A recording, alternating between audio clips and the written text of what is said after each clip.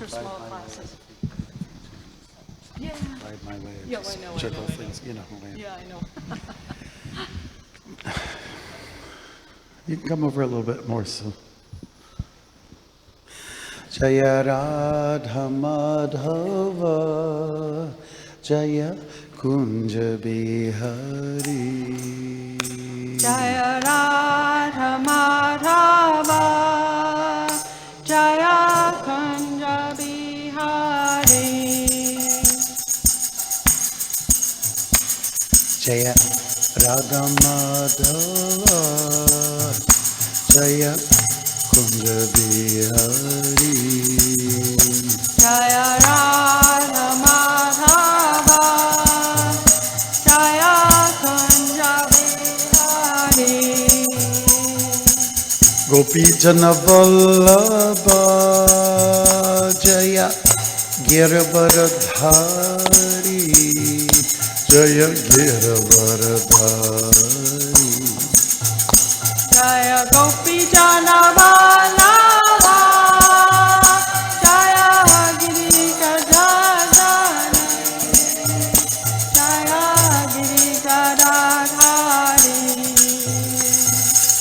Gopi Jana Vallabha Jaya Giravaradhari Jaya Giravaradhari Jaya Gopi Jana Vallabha Jaya Girikaradhari Jaya Girikaradhari Jaya Yashodanandana Jaya Brajajana Ranjana Jaya Brajajana Ranjana Jaya Gopi Jana Manjana Jaya Girikaranjana Jaya Girikaranjana Jaya Yashodanandana Jaya Brajajana Ranjana Jaya Brajajana Ranjana Jaya Yashodanandana Jaya Girikaranjana Jaya Girikaranjana Jaya Yamuna Thiravanachari Jaya Kunja Bihari Jaya Yamuna Tiravanachari Jaya Punjabi Hari Jaya Yamuna Thiravanachari Jaya Kunja Bihari Jaya Yamuna Tiravanachari Jaya Punjabi Hari Jaya Radha Madhava Jaya Kunja Bihari Jaya Radha Madhava Jaya Punjabi Hari Clap those hands. Oh.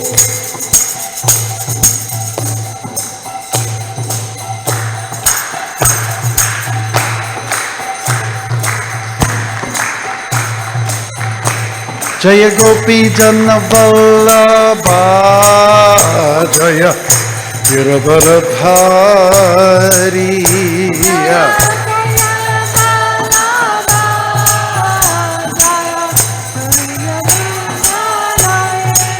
Jaya Yashodanandana Jaya Prajajana Ranjana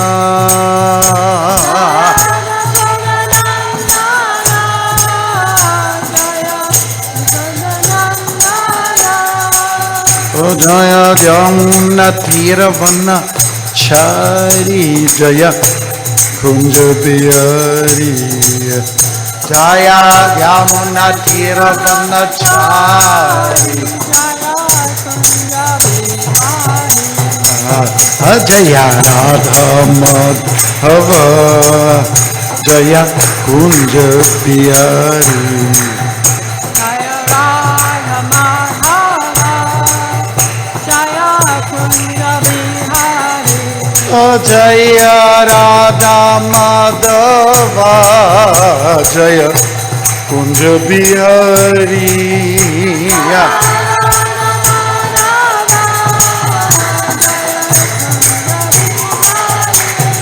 Jaya Radha Madhava Jaya Kunja Bihari.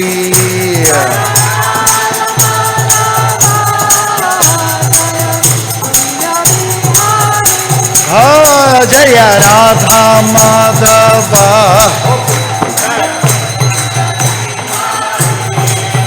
Jaya Radha Madhava Jaya Kunja Bihari. Jaya Radha Madhava Jaya Kunja Bihari. Jaya Radha Madhava Jaya Kunja Bihari Jayam Vishnupad Paramahansa Paribrajagacharya Suttarasta Srimad Divine Grace A.C. Bhaktivedanta Swami Prabhupada Ki Jai. All glories to the assembled devotees. Hare Krishna. All glories to the assembled devotees. Hare Krishna. All glories to the assembled Hare devotees. Krishna. All glories to Shri Guru and Shri Gauranga Namaskar Krishna Bhutave. Srimati Bhaktivedanta Swami Namane. Namaste Saraswati Deve Gauravani Pracharini Nirvishesha Shunyavari Paschajare Shatarine. Jai Hare Krishna. Om Gnatamanandasya Chanandana Sulakaya Chakshramilitam Vena Tasma Shri Gurave Namaha. I was born in the darkest ignorance. My spiritual master, my eyes with the torchlight of knowledge, of my respectful obeisances unto him. Srila Prabhupada Ki Jai. Jaya. So as Praharna was introducing ourselves, we're both members of the International Society for Krishna Consciousness, Prabhupada disciples. We were born, raised, bred in Canada. That is if you look on a map, Canada's always on top, you know. And let's see, we're both leaders in North America. And I'm Bhakti Marg Swami. This is Praharna Prabhu. And our topic of discussion was to be about bringing youth to Krishna consciousness, correct? Encouraging youth, and they said, encouraging youth to take up more leadership. Maharaj and I both also joined the temple in the early 70s. And we were both kids ourselves. I remember Maharaj, and he remembers me when we were really young. I remember if you talk about leadership, one quick story that we were all working around the temple one day, and our temple president came room to room saying, we need to rent a van. We really need to go pick up this big load of stuff at the airport. So who here has a driver's license and is 25? And there wasn't one person in the whole temple. Nobody was 25. We were all under 25. And we were managing the entire temple. There was no one there except all of us young people. And we managed to keep that temple going, distribute loads and loads of books, and collect enough money to buy the big church on Avenue Road in Toronto. I hope you've seen that, pictures of that. We did that, Maharaj. And we did selling that by paintings. myself, Praharna, so many devotees. We did that by selling lollipops. Believe it or not, one at a time. And a letter went to Prabhupada about, offering lollipops to the deities, Radha Kirchor Gopinath. And he came back with an answer. He said, yes, it is made of sugar and syrup, and so it is offerable. So every day some lollipops would go on the silver tray that to be offered to the deities. Like, if you wanted to take it seriously, that'd have to be a big question in your mind, really. Lollipops. So once our temple president, Vishwakarma Prabhu, he was on a talk show, either radio or television. Yeah. And shortly after we put the down payment on that building and moved in January 76, people got interested, kind of curious. How did the Hare Krishnas, that humble little group that you see, running up and down the street with incense sticks and lollipops? Well, we didn't know about the lollipops so much. How did we get the building in the first place? So the moderator asked the temple president, so how did you get the money to buy that building? He said, we sold lollipops. You sold lollipops? And it was true. We would go out with our cans in the morning, like those tomato juice cans. We'd each have one of those, and we'd have our lollipops, and we'd just ask people for quarters, dimes. We didn't have loonies in those days. That would have been nice. We have $1 and $2 coin. We don't have bills. So that would have been nice. They would have got a lot more. But then we'd come home with cans full of coins and dump them on these big blankets, and then we'd have to put them through a coin machine and put them all in these little sleeves and get them to the bank. So this went on and on for We called the program Can Kirtan. Can Kirtan. With cans, It said ISKCON Food Relief or Food for Life, something like that. Yeah, so it's true. We got a lot done while we were very youthful. And so that's our topic, youthfulness and Krishna consciousness, and trying to empower youth members. What was kind of awkward about the early days is that we were all of the same age bracket and same kind of background. There wasn't diversity exactly like it is now. We were all anywhere from 18 to under 25, I guess, to say it safe. Yep. And we were mostly Caucasian folks coming from middle class backgrounds mostly. And that's what it was. There were very few immigrants from India at that time. That's the truth back then in Canada and the US. And there was no younger, there were a few babies, but very few and far between. And there were hardly any older people because we didn't have a chance to age yet. No. So there weren't generations as there are now. So it was left up to us to start a whole culture, or one that was really transplanted by Prabhupada. He brought the seed of the culture and taught us what to do as far as culture goes, and we made something of it. I'm sure you've all heard the phrase, someone asked Mahatma Gandhi, Gandhiji, what do you think of Western culture? You know what he said? I think it's a very good idea. Do you get it? It's good to have some culture. So Prabhupada gave us culture by eating lollipops. No, I'm just joking. And, being vegetarian, the regulative principles that he's given to us, and everything which Vaishnavas should be doing. So we were very empowered. It was like, every day was like a big explosion. Like a big volcano had erupted. Everyone, oftentimes on little sleep. Never food deprivation, though, that's for sure. Maybe if some you sleep. like cabbage and potatoes day in, day out. Oh, I missed that phase. I joined after you did. And but it was such an exciting, electrifying time for us. We had 40 people living in a Victorian house with 3 stories. 40 people crammed in there. At least. And on I think there were more.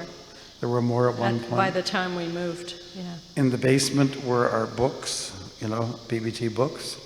On the next level was the temple room and kitchen and prasadam room. The floor up above, next to that was the women's ashram. And then the floor up at the top was where the men stayed. And when we would sleep at night, we didn't have beds. We didn't believe in them. No. Couldn't afford them. No, that's true. And it was just wall-to-wall devotees, you know? We had a sleeping bag and a pillow. Right. And we would lay them out side by side. The sleeping bags would be touching. There'd be so many people in the room. And it would be hard to open and close the door. So the more senior devotees got the more prime spots in the room. But it was all pretty austere. And if you did roll over, you'd definitely be on top of somebody. Yeah, they'd be like, Prabhu! And all of our possessions were in one little, like what we called a back to Godhead box. Yeah. That are full, except for your winter coat and your boots, they were all put in a closet. And that's the way we lived, very austerely. Yeah. And we didn't mind it. It was like camping out every day. Well, we were like a really close family. When you live that close to people, you know everything about them. And, you know, we were all very enthusiastic to be as Krishna conscious as we could, and pure devotees as fast as possible. Now, someone told us a rumor that if you just kept serving in Krishna consciousness, it was 11 years and you'd be a pure devotee. So 11 years was our goal, and we were all really working for that. Well, I never heard the Yeah, 11 years. I heard that you could do it from. a year later, but anyways, I guess different mentors. Yeah, it was, and our main activity was Sankirtan, Harinam, and then Back to Godhead magazine came into the picture. There was also a lot of puja that went on. That forced us to be very regulated, to work around the deity's schedule. And of course, we did have Rath Yatra. We started that off back in 72, I believe it was. So, you know, it was, they were happy times, they really were. Yeah. Our first Rath Yatra, we'd heard that the deity Jagannath was taken down to the sea. So we didn't really know very much. I mean, in Puri, we thought, okay, this is the sea. They must take Jagannath down to the sea. So we got a child's wagon, one of those red ones, and we made a styrofoam cutout, and we put Lord Jagannath in there. This is small Jagannath. And we put him there, and then we rigged an umbrella over him. And then we drove the wagon and Lord Jagannath over to a place in Toronto called the Beaches. And we started up at this main street, and we basically walked down this long street to the beach. And as we went, there were about 6 of us, maybe 8. And the men walked along having a little kirtan and pulling the wagon. And we women went door to door and asked for fruit or flowers. And that was the whole parade. And it took about an hour, and we got down to the beach, and we offered everything, and then we went home. But it was like, that was the beginning of Rath Yatra, and now our Rath Yatra is the biggest in North America. So Lord Jagannath must have appreciated the effort, I think. It's become a very big thing now for us. But that was a sweet Rath Yatra, but something very different for sure. So one thing that was very attractive for me to come to be a devotee was that God was youthful. You know, you saw images like this of Krishna, and prior to that, we heard God was very old. He was ready to leave. Yes. And now we're hearing of something called Navayovanam. Navayovanam means ever youthful. Yeah. Said, wow, that's the way it should be, shouldn't it? Because the Christian God, he's old with a big beard and tends to get angry pretty quickly. And, you know, it wasn't exactly appealing.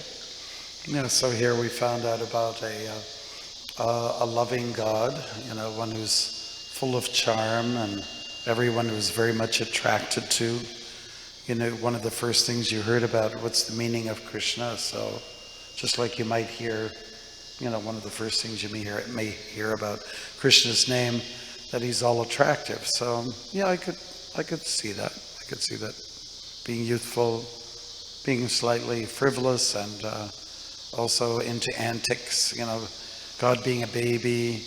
I was raised Catholic, so Mary and the Bambino Jesus was like that kind of rasa was relatable, right? So we saw pictures of Yashoda and Krishna. Said, oh yeah, I can certainly accept that. That seems really good. I was Presbyterian, which is the Church of Scotland, and they're very austere, and they don't believe in any adornments of any kind. So for me, coming to the temple and seeing the deity, all we had at that time was a small Radha Krishna this big, and a picture of Panchatattva and Jagannath deities. That was pretty freaky for me, because we'd always been taught that, you know, any adornment, any idols, like the Catholic Church with their statues of Mary, was just absolute blasphemy. Terrible, terrible stuff. So when I came in, it was like really shocking to me. But fortunately, there were nice devotees there, and I'd already read some of the books. Well, we didn't have many books, but I read Sri Upanishad and Bhagavad Gita, the old blue one. And besides that, all we had was the first three, one canto of Srimad Bhagavatam, and that's about it. Then later on, Krishna book came out. But so I had a little philosophy behind me. So when my god sister Swana explained to me about Lord Jagannath and the deities, I just had to pray, because it made no sense. But when I prayed and stayed in the temple for a few days and chanted, it fortunately, you know, Krishna gives you that knowledge. Krishna lets you see. And I felt very peaceful after that, which was amazing. Now, we all know this is ISKCON 50. Prabhupada started the movement in 1966. And who were the takers? They were rather young people. And Prabhupada just dealt with whoever came to him, right? They were the first clients, or the first customers, you can say. I remember Hiranyagarbha saying that, you know, the hippies are the first customers of... Yeah, that's true. Or moderate hippies. I think many of us were moderate hippies. Yeah. And so being youthful and not like that. And those are the people that were attracted. And, you know, the climate, social climate in those days was very different. We were living in a sort of we wanted to live slightly dangerous. We wanted to take to be different. We want to be different. Yeah. We definitely want to be radical and rebels, but with a cause, okay? Yeah. And, you know, so here was what Prabhupada gave us, something that could make you feel like you're different from everybody, and yet at the same time, you're not exactly experimenting, because you knew this was connected to India and Indian culture, and it had been time tested. So at least for me, that I felt this was, being a young person, this is not a new thing. And besides, the Beatles were into it.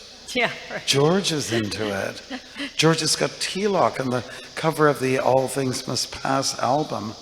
And like, if he's into it, it's got to be a good thing, man.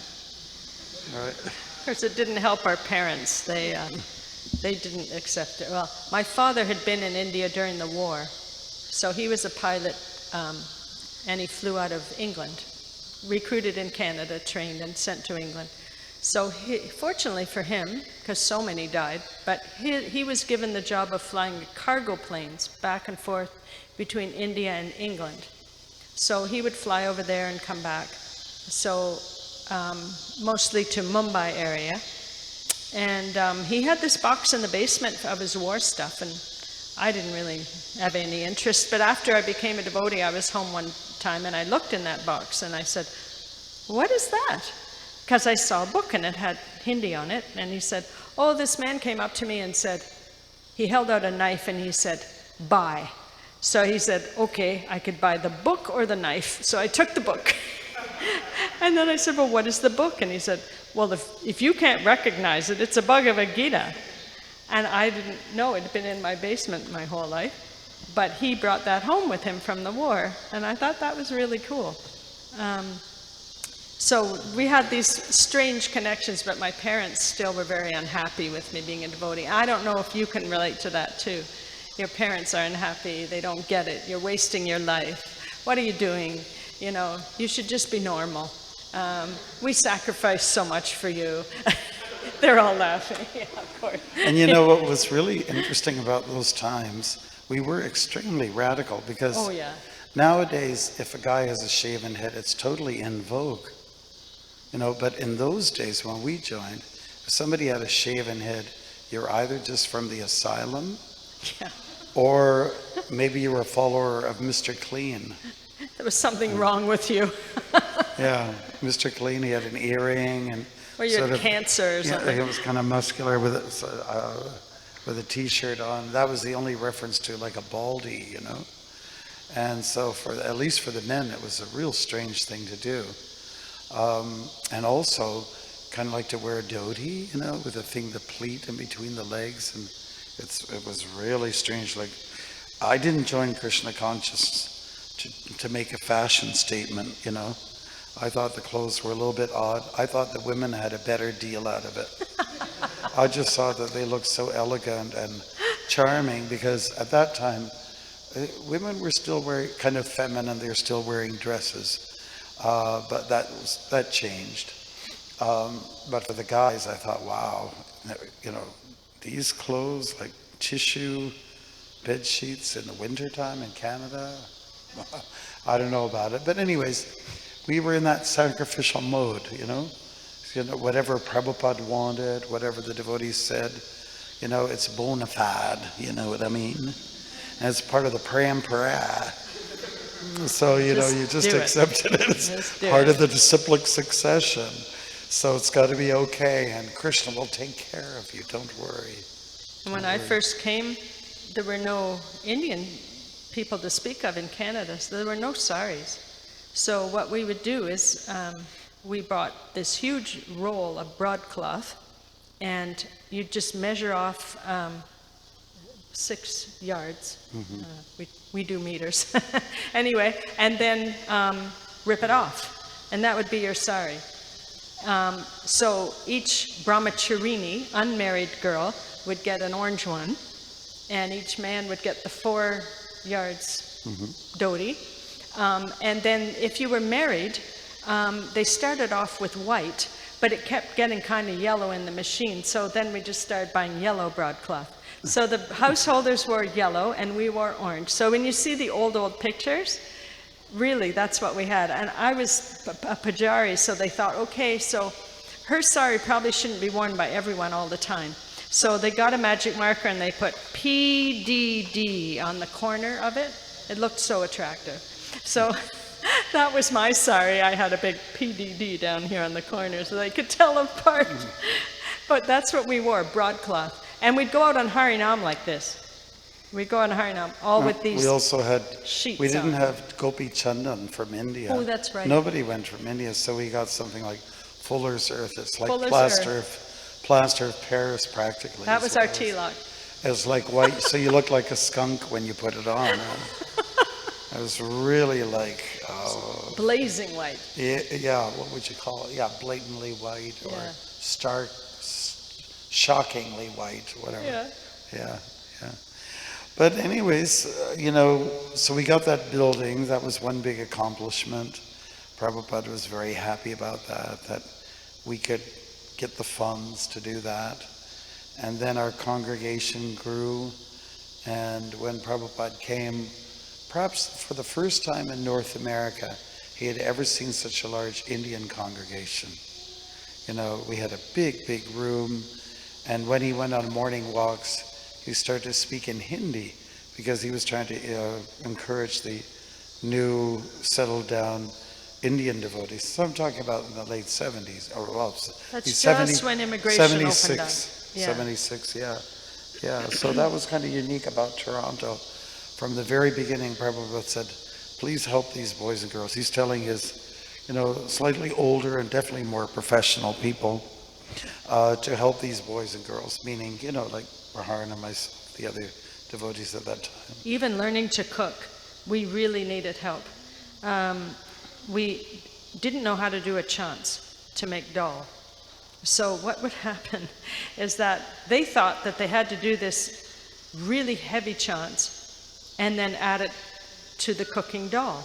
That means like the spices into the ghee. The different spices, including the chili. So what would happen is that every morning during the cooking of the dal, somebody would come out of the kitchen and yell, "Chants!" And within seconds, the whole building would be full of this choking, fiery, like the dragon. It just came out of the dragon's mouth. And everyone was saying, this is bona fide. This is the way they do it in India. But in the meantime, we were burning the jeera, you know, the cumin black. Yeah. And the chilies, definitely, the chilies looked like, the ends of them looked like shark fins, you know? So we used to call them sharks. Yeah, because they burned you so much. So we'd throw open the windows, and there were a few little kids. We'd get them out the door, and the chants would pass after about 10 minutes. But we just thought you had to live with that, because we didn't know how to cook. Who'd ever made rice and dal and sabji in their life? Nobody. Then we had a few Indian devotees come and teach us how to cook properly. And then our main cook, Bibi Govindaswamy, he was our cook in Toronto. Ayodhyapati Das, and he was a great cook. But he learned a lot from people like Subhuti as well, our new Indian devotees. But we had a lot of fun in those days. We were a really tight-knit little family group, and we were all really, really keen to be devotees and to spread Krishna consciousness. It's just all we ever thought about. We weren't into money. No. We were really into being very frugal about everything. Mm-hmm. And so even when it came to mealtime, we just took like wax paper, and you tear it off into little strips, little squares, and you put all your prasadam on there, and you slide it across the floor if you want to eat. You have to slide it across the floor, and whatever it is, it could be porridge, it could be like sabjis and everything. And sometimes the sabji just didn't, it kind of like went through, soaked through the plastic, and so streaks of sabji might come across the floor. Do you remember that? Yeah, I know. Yeah, it wasn't the best quality wax paper. Yeah. But we'd have mostly in the first year, before Maharaj came and we were really poor, because we didn't know how to sell books, we didn't know how to make money. We had no idea what to do, and we could barely pay the rent. And there were only about 15 of us. So we would have 3 chickpeas each, and we would have cabbage every day, cabbage and potatoes every day, but not too much, and half a glass of milk. And if you tried to take more than that, it was like everyone would be like, you were real Maya. Bravo! You were in big time Maya. And then we'd have a chapati or something, but it was very small amounts. And for all the Sankirtan we were doing, we were all hungry, you know. And everybody was full of energy, but we didn't have a lot of prasadam. And I remember sometimes people would come and donate like a bag of rice or something, and then, because every time people came, they'd say, "What do you need?" I'd buy us a bag of rice or this or that. So when they'd bring it, we'd be like, Krishna's heard our prayers. Yeah. Yeah, but whatever came to us through the channel of Prabhupada, it was extremely exotic. The food, the spices, the clothes. To us it was. The smells, like every book had lots of incense in it. Oh yeah. Because we ran an incense factory.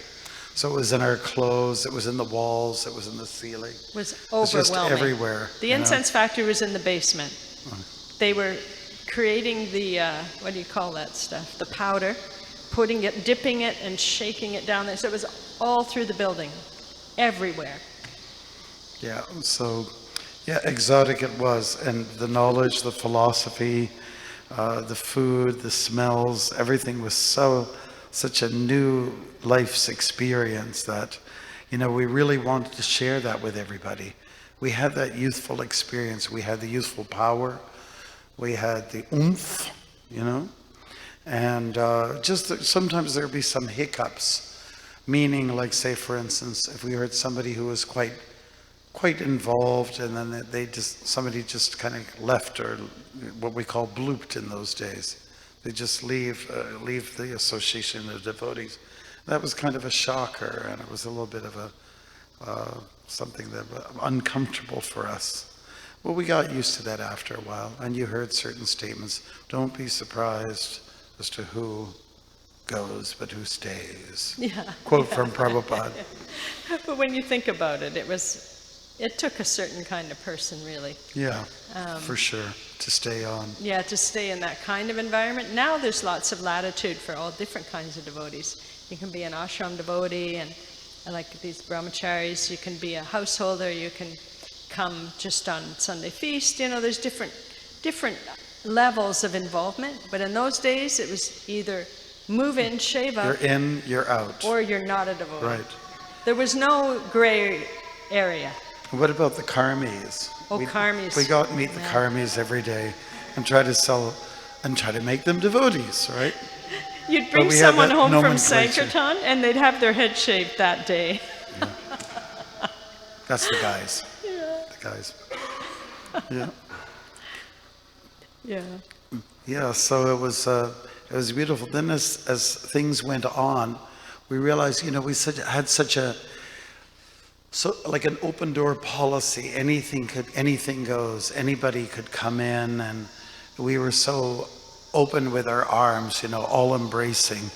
And we realized that, like people who have studied different religious movements and societies, that's usually what happens. There's an initial spurt of enthusiasm, this explosiveness, you know. And then after a while you realize, okay, maybe we have to have some rules around here. Maybe we have to have some, maybe our open door policy is not working out so well. Yeah.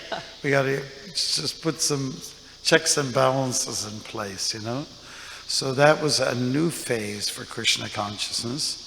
And I would say it was happening for us perhaps in the late 70s. In the late 70s. So now, those of us who joined that were youthful, we were becoming less youthful and maybe maturing in a certain way and saying, listen, for safety factors and so on, maybe hygienic factors too, maybe we have to just have some more regulations, you know. And so I remember us going through the whole deprogramming period. That was really something. That was very scary for us. Do you know what deprogramming is?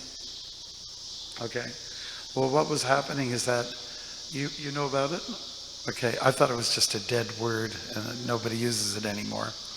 But people who were committed had certain religious convictions. They may be deprogrammed, meaning that parents or friends would hire someone for a few $1,000s to bring their child or their friend back. Now, of course, all the only experiences we had were with adults, so you could make up your own minds. But, you know, we had an experience. One girl who joined just about 3 days after I did, her parents paid for Ted Patrick. He was a noted deprogrammer and also had quite the record, you know, for being in prison. He was an American who came out. But anyways. We wanted to call the border to get him out. Yes, that's true. And, but what that did was, you know, when we were losing one, maybe two people like that, and we weren't even sure that they were really gone. Yeah. They definitely had left. They just didn't show up. And we found out that this was happening. It became a big issue throughout the whole media in North America, US and Canada. Because they would grab people off the street. Yeah, they just grab them off the street and pull them into the back of a car, take them to some motel out on a highway somewhere, strap them to a chair and just start yelling and screaming and at blaspheming them. And forcing meat and somebody trying to do, you know, like no sleep, illicit sex with them and all kinds of things. They were trying to break the will of the devotees. So this was, this in one way brought us closer together. Yes, like we felt like it bonded us. Okay, yeah, it's us and them. Yeah. It's us against the world now. Psychological warfare has begun, you know. So I guess it's a phase we went through. And, well, we certainly got over that. And the general public got to, let's say, accept us. They got to accept us. Yeah, with so many immigrants coming in and so many different ideologies and philosophies and different skin colors of people coming in, settling in North American cities, they thought, oh yeah, this Hare Krishna is part of the mosaic. And in the beginning, we were kind of a curiosity, and sometimes people would even laugh at us. And then we went through that period of, well, we call it like persecution. It was kind of, for those devotees who went through the deprogramming sessions, they considered it was a persecution. But then that also died out because the public could see, well, these are thugs that are doing this, and they're coming in to, you know, to do something that's quite criminal, you know.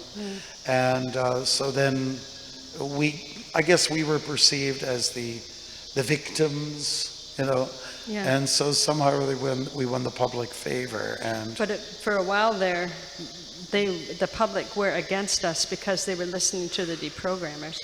And I remember one night, we were all in the temple, and some devotee came running in and said that there'd been somebody on the sidewalk accosting them, screaming, and that he thought that they had a gun.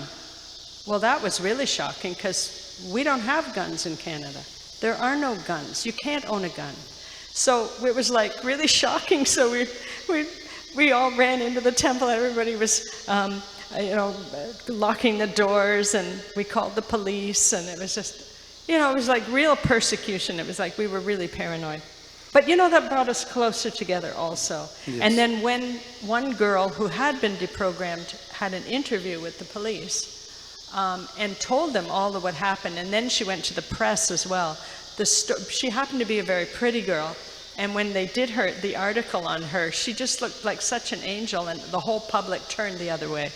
Oh, how could they have done this to this nice girl? So then we had the public in favor after that. And then things started to really get better for us. Yeah. We were considered to be brainwashed people, that we were under mind control, and that we were robots. And you know what Prabhupada said about the brainwash? Yes, we are cleaning the brains, okay? Yeah. And as far as mind control goes, yes, you must control your mind. Yeah. Yeah, so time went on. Now, in some ways that, when the public start to accept us a little bit, we start to weaken a little bit with our convictions. Yeah. In a certain kind of way. And at that phase in time, devotees were becoming more mature. Many of them had settled down into Grihastha ashram and had children and families. They were grounded with family responsibilities.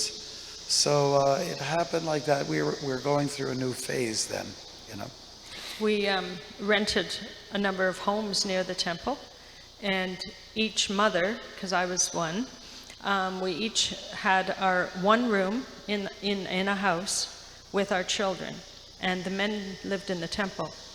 So all the mothers would share the house with our children and share the bathroom, kitchen, and laundry. So in a house with 6 bedrooms, there'd be 6 families. So it was nice because we had like this real mother bond thing, and all the kids felt like all of our kids. So it was, but it was a different phase for sure. Different phase of life, moving out of, because I was a brahmacharini for 5 years, and then all of a sudden I had a child and I had to move out of the temple. But I didn't move out of the temple till I was coming home from the hospital. The day that I went into labor, I was sleeping on the floor in the temple. Wow. Yeah, that was just what we did. It wasn't extraordinary. And then, there was a big thing about youthfulness in Krishna consciousness, is that Prabhupada actually encouraged the young men and women to do Sankirtan. Yeah. And especially for the young men to travel around in the vans and to distribute the books and do Harinam. That was a real important aspect of our Krishna consciousness development. And it took youthful energy to do that. You can't imagine somebody age 30 plus going to do that, being in a different town every day, and sometimes being very, let's say, told to get out. I being from Canada and up north, of course, this is kind of a northern city too.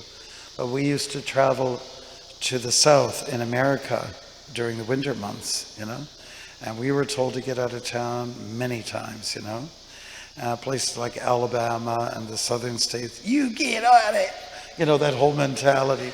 Oh, get off my property or I'll shoot. By the way, even on this walk,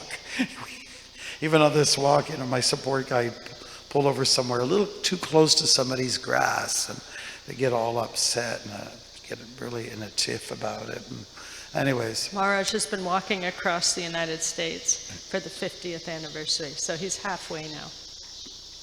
But anyways, it was in Chicago at Evanston, where Prabhupada came to meet with the members of the Radha Damodar party. The devotees had, I think, 6 or 7 buses. The program was headed by Vishnu Jan Swami and Tamal Krishna Maharaj. And it was quite the powerhouse. There was a lot of initiations that went on at that time, and that was before we got this property in Lunt Avenue. But it was that phase, that period, where many, many devotees were made because of the buses and the vans that were traveling throughout North America and trying to recruit people, devotees who were interested in bringing souls, to Krishna's lotus feet. But it just took that youthful energy, that willingness to go and travel around and be austere. It was a pleasure to be austere. Mm-hmm. It was just like it was like a dessert. Yeah. It was like a pizza, I went to visit my parents for Christmas one time, and I took my infant son with me because he was born in October. And at their home, I slept on the floor beside the bed with Abhicharan, my son, because the bed I couldn't do it. I couldn't sleep on it. Yes. Yeah. I think our brahmacharis and brahmacharinis are probably pretty austere here. Yeah, we've followed through with that kind of thing. Yeah. It's a stage of life that's really relishable. And as you get older, your body hurts more and demands more and is less forgiving. But when you're young, to have that time in your life when you can be really austere and think more about spirit and mind than body, it's really worth capitalizing on doing that. So one thing about being fairly young is that you like to have a lot of peers around you. You like to have lots of friends, isn't it? So that's sort of a motivation behind doing Sankirtan, when you're young. Mm-hmm. And of course, for when we're not so youthful, you probably, you lose your, let's say people are attracted to you because you're young and youthful, enthusiastic. And that works for young people, but when you get a little older, probably there's a different approach that you need to use for more mature people, and as they will take you more seriously. So the role that young people play in Krishna consciousness is vital. It's very important because and as Prabhupada had said before in the past, and someone had asked him, why are you taking young people? He said, because that's the age that they wish to learn. That's the age when they have questions. And certainly it's the age before you settle down in life. So it's always good to have that ongoing recruiting spirit of bringing back souls to Krishna's lotus feet. And then when it comes to being more mature, then you figure out other ways and creative ways and intelligent ways to bring people to Krishna's lotus feet. Maybe people of your same age. So I think you have to be ready for that transition too. That, when you are getting a little bit older, or if many of you are going to settle down in marriage, which is the case for most people, then there's going to be a different way that you will be able to, I wouldn't say gimmicks, or you use your intelligence to bring people of your own age bracket to Krishna consciousness. But that's what's kind of nice. What I always like about, youthful people, they love to have parties. And one of the most beautiful things that Prabhupada ever did for us was to redefine what is a party. Yes, that's right. Everybody knows that the features of a party is intoxication, food, loud music, lots of noise, acting like a weirdo, dancing, probably some illicit other activities, relationships starting to brew, and all those kind of things. And they never work. They never work out. Never. Practically never. But now Prabhupada came up with this idea, or let's say Shri Chaitanya Mahaprabhu did, that let all people come together. Let's hear the tal, as Vashisha Kapoor was saying. Listen to the beat. The beat attracts. And then there's the voice and the mantra. What is that? What is that you're singing? Oh, let me try it out. And then you dance to it. And then there's some food on the side. Super fantastic, exotic, vegetarian health food. And then if you're a little tired, you just sleep on the side. And then you wake up to more music And this was his idea of kirtan, partying. And It's people clean, are so wholesome. together because we're all of the same mind. And nobody's in a competitive spirit or antagonistic spirit. So it was a real revelation for me, because I actually was a hippie. So when I became a devotee, it was like a real relief, actually, because there's so many pressures in that lifestyle. I was a student also, so I was a little bit more conservative, but yeah, to just become a devotee and get rid of all that garbage and the crazy thinking was amazing. It was just a transformation all of us went through. I don't think it's the same for a lot of you, because you grew up with Krishna consciousness or some form of Hinduism or whatever, so it wasn't so radical a change. And I know with you, I would assume it was. Didn't you come from Missouri? And you found a book in Korea? In Korea. That's You were amazing. teaching English there, right? But interestingly, the first temple I went to was this temple. Oh, That was in 2006, 2007, when I was a college student. I went to a bunch of different Hindu temples in the Chicago area. okay. Amazing. Nice. And the first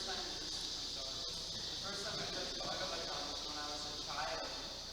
My father actually has a copy of one of the cantos, just random. Oh, then you had an experience like me. You had books in the house. So in Korea, Wow, that's amazing. We hope that we've been saying a few things that are relevant to youthfulness and Krishna consciousness. So the experience we had in Toronto was we felt the need to empower the youth to take up the management. Yes, this is very important. Some of our devotees who formed our temple council were at it for a while. They were a little bit sort of like cultural clashes. I think they were at it for just a little bit too long. And there was a lacking of, let's say, creativity. Everyone was harping on problems and issues. And, if you have a group of people come together, they just talk about problems and there's nothing visionary. You're almost like I have a dead horse there. So we had decided that we've got to get some young people on board. So we got two young people And they came on. we're not talking teenagers here. We were talking Their 20s. devotees. No, they were like Late 20s. late 20s. So they weren't little kids. They were older than certainly we were. Yeah, and they that were time. professionals. Yeah. So they had some experience. One was working in the advertising world, and the other one was He has an was MBA. in a bank. They had big responsibilities in a bank, so he felt that they were good to have on the board.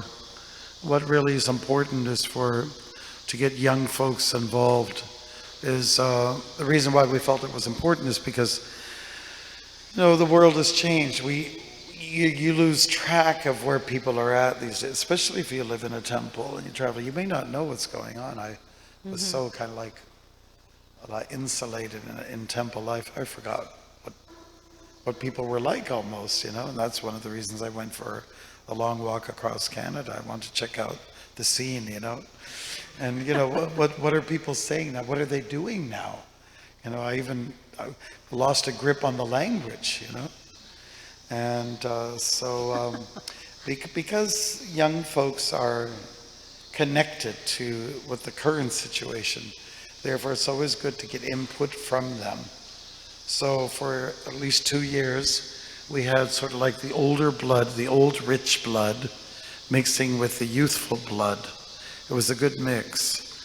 And then finally it came to the point where the older team decided they needed to retire and to get into more advisory roles and blessing roles. I bless you, I bless you, Haribo. Bless See you, later. and watch the younger folks. We let the two younger men choose their cabinet ministers, so to speak, and we also kind of watched them, and we the younger folks, and we saw that sometimes they were slipping and falling a little bit here and there. It's natural, you know. But they're 85%, everything they were doing was just spot on. It was so good. They were better. They even conducted their meetings much better. Yeah, The older because, crew. you know, the new generation has a different mentality. Yeah, it's a different spirit. It's more Our sharing, generation is more top down and individualistic, top down, more rigid. autocratic. But the younger generation, the millenniums, they're much more into cooperation and working as a group. They don't like to be the only guy in charge. They like to have a group. And they use technology so well. And so they had a whole different way of doing things that at first seemed strange to some of us, but then, you know, we're very happy with that now. But over the years, we've first of all said to them, well, you're young, creative, smart people, take over the festivals. So they did. They took over the festivals. like a We had gradual- nothing to do with it. It was kind of like an incremental transition. So you do John Masdami, everything. And they did fantastic. Sometimes it'd be a little strange in our minds, but, you know, it was good. They were trying things, and they Yeah. were being creative Creative and stuff. artistic. Yeah. Yeah, like projecting images on the pillars and things. Anyway, they had fun, and that's what we wanted. And then we basically handed over the Rath Yatra to them. And now there's a team of, how many, Maharaj? Like 30? Their yeah, Rath Yatra team is huge, and I don't think there's anyone over 40 on it. And there's several teenagers. And they create the best Rath Yatra on the continent. It's amazing. And then we handed over the whole temple council and said, now you guys run this temple. I remember going back a few years, maybe 10 years ago, I said, you guys are going to take over. You know, we look them straight in the eye. You guys are going to take over. They're like, no. We are? We don't want to. But it had to be. It had to be. It had to happen. And you can't wait forever for that to happen. And now we're realizing that you have to start giving the youth experience just as they're getting into their mid-teens. So now we've got mid-teens and older teens involved in various activities. At Rath Yatra, they have their own tent where they do gopi dots, and they have some henna going on, and they've got various things. And one girl, she's about 19, she took care of all the devotees who were coming to Rath Yatra to make sure that they were nicely accommodated. So, you know, there's things you can do, and she'll grow up to be a big leader because she's already becoming confident and valued in her mind and very Krishna conscious. You know, she feels like she wants to be at the temple because she's integral, she's part of the team, she's enlivened, and all the kids are feeling that way. So now we've started a group on Sundays. While the little kids are at Sunday school, there's a teen group upstairs, and they talk about contributions they can make and how to feel more Krishna conscious, and they become part of the group. And we're realizing that our 30-somethings that are now in leadership, in 20 years, we'll hand it over to these guys. So get them involved already. So we've learned our lessons. Good. It's taken a long time though. Maybe it's good to go for any questions that you might have that's on your minds, anything at all. We can pass the mic around. Any comments or questions or concerns? Is it relevant what we're saying? Yes. Hare Krishna Maharaj. Like when you're going through ups and downs in like maintaining brahmacharya ashram, like how do we handle Ups and downs? Yes. Yes, now that's inclined to happen in any organization. You're going to have some challenges for sure. There's always going to be issues, and where there's issues, there's going to be tissues. So what you know, it's just a matter of having a lot of faith in Krishna. You just have to be very sincere. And I always keep in mind myself personally that whatever happens, Rupa Goswami makes it very clear. You just have to be very sincere. That's kind of like the key to keep you locked into the good association. So crave for and pray for coping with issues, problems,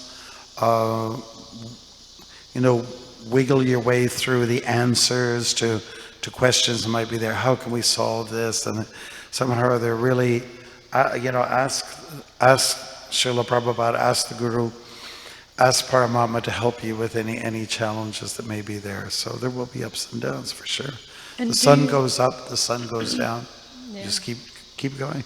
And do you have somebody that you can confide in confidence? You need to be able to talk to somebody about whatever it is on your mind, someone who, in the loving exchanges that we read about, someone who you can confide in confidence is very important. And that will really help you. Because I know I was a brahmachari for a long time too. And we had no elders at all. We were it. But now I see that, often members of the temple council will say, to one of us who used to do this work, Prabhu, can I just talk to you for a minute? And they'll just talk about how they feel. And, I think that it's very, very helpful. You need to have a confidant. Yeah, mentors. An elder. I remember somebody. when we joined, if anyone joined a month before you did, you already consider through the pecking order, that person was more advanced So than advanced. you. And that person would get the flames, the diya coming from the altar before you did. Oh, yes. Just yes, because yes. they were there 1 month before you. A month is a big deal. When I joined Lakshmi Moni and Jagadish, had been devotees a year and a half, and that was just inconceivable to me. A year and a half. They were like pure devotees. Yeah, that's true. He was the big daddy. But you really do and she need was Mother Superior. a mentor. Everyone needs a mentor. They're right on in India, in Chowpatty, where they have that mentor system. It's very important. We're instituting the same thing in Toronto. We have a mentor system as well. And it's something you might look into. Maybe you have it, but you need an elder person, or somebody who's been around a while in Krishna consciousness who you can really confide in. Super important. Otherwise, the brahmachari and brahmacharini ashrams are very difficult. Any other questions you might have? Yes, Prabhu.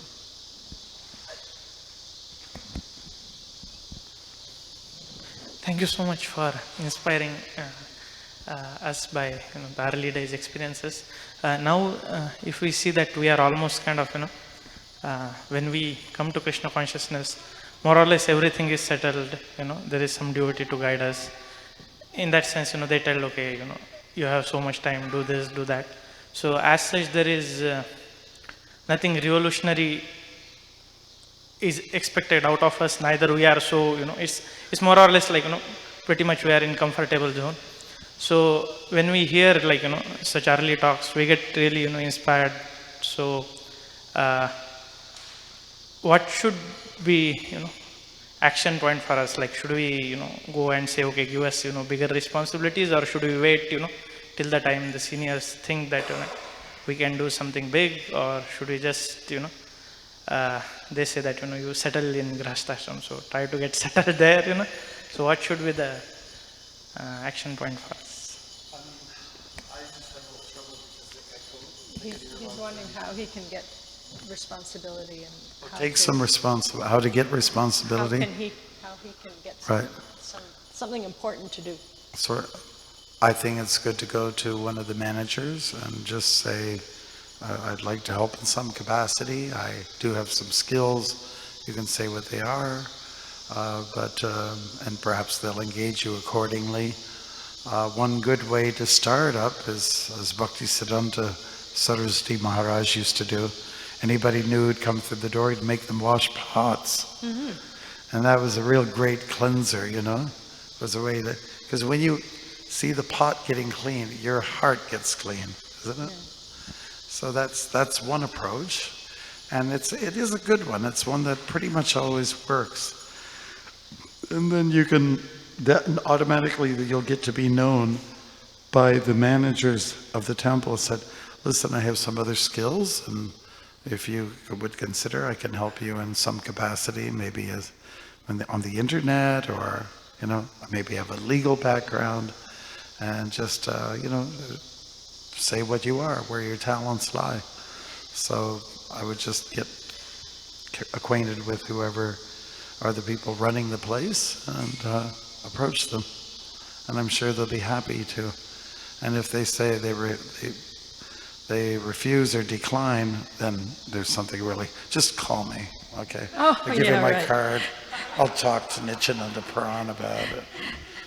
Generally, if you get busy in the temple and get to know everybody, you know, like becomes part of the Sunday feast crew, get in there rolling chapatis and get into the book distribution and wash pots and just get yourself into every part of the temple, get to know everybody, become integral to all the teams and the devotees. So you make those friendships, you make those connections, then pretty soon Krishna will give you something meaningful to do. Because it really is up to Krishna, and Krishna knows your heart. And if you make yourself available and do humble service, Krishna will see that you're ready for something else. Yes.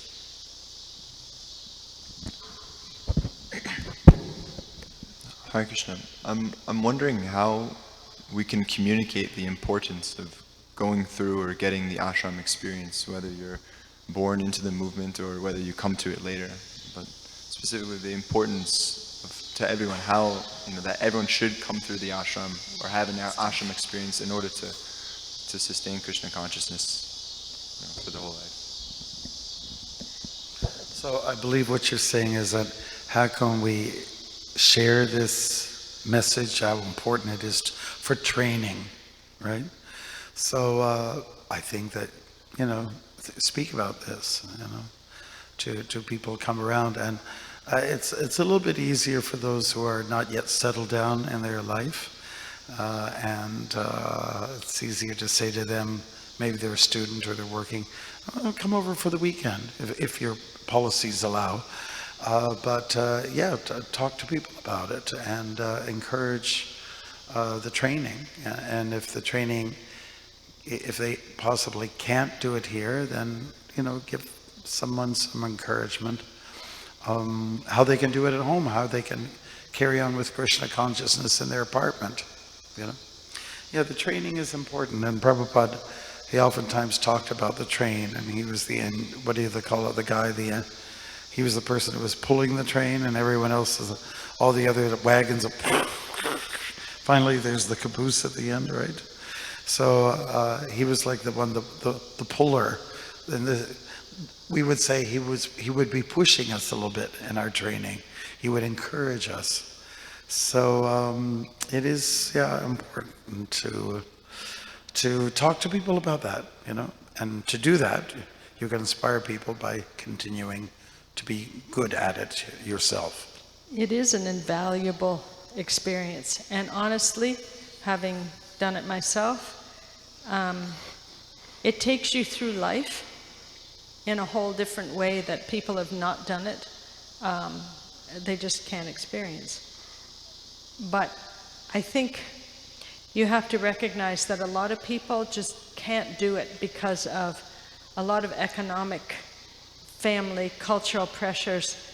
It's just so against the norm, the grain, that they just can't do it. I know with us, I think you kind of have to just break away from everything you know and move into the temple. But it's not easy for other people who already have Krishna consciousness in their life. So their family can't see it as being, something special moving in the temple. No, you should be at home going to school, looking for a nice wife, you know, do all the normal things. That's being Krishna conscious. That's something that they don't clearly understand. That they think that if they just live this prescribed life according to cultural regulations, then that's fine. But no, it's much deeper than that. And having your experience is incredibly valuable. And you should encourage everyone, even for weekends, to come and do that, because there's just nothing like it. And Prabhupada wanted us to do this. You build, certain qualities come to you. You build character. Yeah. Like in some Buddhist countries, the young men, it's compulsory to be, a monk for 2 years. Or the Mormons, they have that. They do that. And I walked through Israel as well. And of course, you meet some young people. And at least for the guys, they spend 2 years, in training, and the girls 1. So at least they have, just learn certain points of respect and protocol and discipline. People like the discipline. I remember walking in Alberta, right by the foothills of the Rockies, and there was a gorge, a real steep gorge, and there was a group of people from the army, from the forces, young men who were there in training, and they were crossing over like a 3-rope bridge, 3-rope, and we're going at it one at a time, and as one guy got over, yay, everyone was rooting for him. And then I asked one of the guys, I didn't even notice them, they were so camouflaged. They had fatigues on, and somebody just said, Hare Krishna. Oh my God, look at that. And then I sat down next to them and said, so what are you getting out of this? I asked one of the guys, said, well, I was going in strange directions in my life, and I just needed some discipline and some focus. So that's one of the good reasons for having some training, like give it a good year before you go out and get settled in the world. You learn a lot, cultivate humility, patience, tolerance, sincerity, all those good things that you need to make you a whole human, Austerity breeds wonderful character. Hi, Maharaj. Hello. I have I'm okay. I have one interesting idea. Talking about ashram, I didn't see much about women's ashram happen in Chicago. And I happened to have a good experience in Minnesota with 3, we are crazy housewife. So it would be nice if ISKCON can develop something like for people, even men or women, they are householder, but if they want to experience brahmachari life, or even women, they can the temple should able have a program for them. Okay, if you want to take 3 days or 1 week or 2 days, live here to experience brahmachari life, then you follow all the rules, everything, regulation. Even few days in their lifetime, who knows, 2-3 days, very good for them. But I don't see, maybe it's a good It would be idea. very, very good. There are programs, but I don't know about in this area, but Bhaktivedanta Manor in England has a very nice women's program. They're starting one in Mayapur. There are various places if you have time to Right. go somewhere for a while. For example, I'm working, say, Yeah, so of I'm course. taking vacation instead So of going you're- somewhere yeah, and entertain. you're Why looking not for a take few week. days? Right. Yeah, I know. Live in a temple, experience full time. Yeah. Yeah. certainly encourage that kind of a program in your local temple. But if it doesn't happen, you can, these retreats that temples sometimes hold in the countryside. Yeah, sure. Sure. We usually have a women's retreat in Toronto every summer, Vaishnavi retreat. Yep. All you have to do is forget about the retreats. Just come and walk. Oh gosh, We just chant and you be Forget it. austere. don't do it. You just walk, you chant. He walks so fast you can't keep up. I'm not. You'd have to jog. Well, anyway, so now it's 10 to 8. Yeah, should we we should stop. terminate right now? Yeah. No? No, we don't know what the times are. I think I have to get going. Yeah. And I thank you very much. Praharna's going to stay on for another couple of days. I have to go back to bring back my van and my drivers because they got to go back to work, to their So where are you going? world. Vancouver? Well, one is going to Newfoundland and the other one's going to Ottawa. Oh, where are you going? Well, I'm going back towards Toronto. Oh, he's going Yeah, to yeah. Toronto. Okay, I will go to the Vancouver route, but that's a few Okay. days from now. Okay, I'm just going to throw this prasadam out to over in this area if you like. Okay, and if you want, you can throw it over in that. All right, it's just If for anyone would prasadam. like it, you can come and. No. I'm just close here. I'm just going to close my eyes. Oh!